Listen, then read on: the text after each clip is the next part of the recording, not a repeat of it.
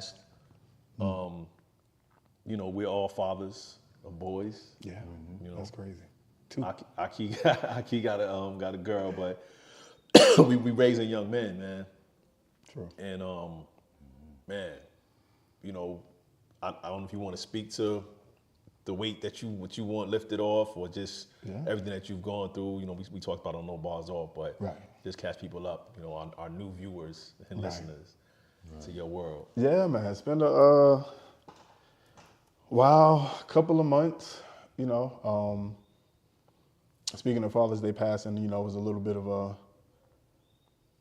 bittersweet day. You know, you get celebrated by your children, but it's a little difficult when you're dealing with the loss of a child.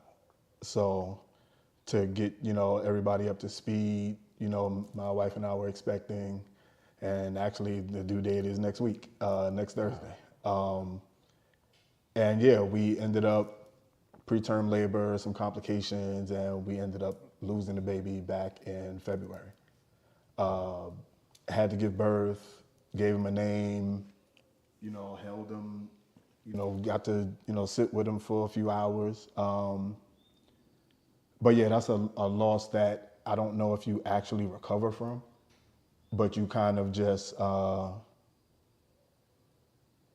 what I was told is life continues to grow around you, and then like you don't try to fight those moments when you have them. In the vein of trying to be Superman and trying to be, you know, acting like crying is something wrong with crying. Right. Cause shit, full transparency, Father's Day morning, I cried like a baby. Yeah. Again, and then it's a crazy feeling because you have 3 children that are upstairs, you know, they're celebrating you, they love you, you know, you do whatever you can for them. But you feel like you let one down, you know what I mean? Like losing them, and yeah, it's tough. You know, it's still, I think the village that I have, brothers like y'all,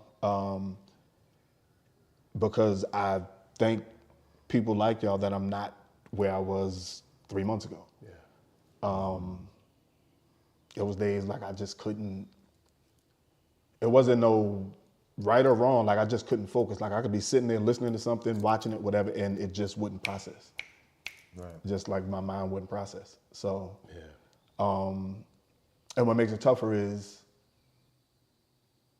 you gotta grieve, but you still gotta be strong for your wife. So you gotta, And your other children. and your other children. So you gotta try to play 2 edges of the sword. Where, okay, I'm trying to be strong for you because I know a mother's loss is different, carrying them. Yeah. And you know what I mean? Having Very a different.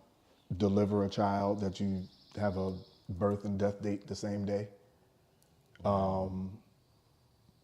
But me being the person that I am, I always sought messages or meanings in things. I try not to. In that situation, I felt like there wasn't an explanation that you could have given me that would have been sufficient to be like, oh, okay, I get it now. No, that makes sense. You know what I mean? Right. Yeah. So I didn't want answers. As crazy as that sounds, there was a situation where we, you know, had medical doctors that didn't listen to advice that we were giving them and things like that. So, I mean, of course, that we can, if we want to point a finger, we can do that. But I feel like that still doesn't change the end result. I've always been somebody, I've never liked to waste time or energy on things I can't change. Right. But yeah, so I sought like messages and meaning, and we had to, so when we gave birth, we had no idea it was a boy. We were still planning the baby shower. It was gonna do, you know, the whole gender reveal thing. So we had no idea. So on the show. Yeah, exactly. So we had no idea it was a boy.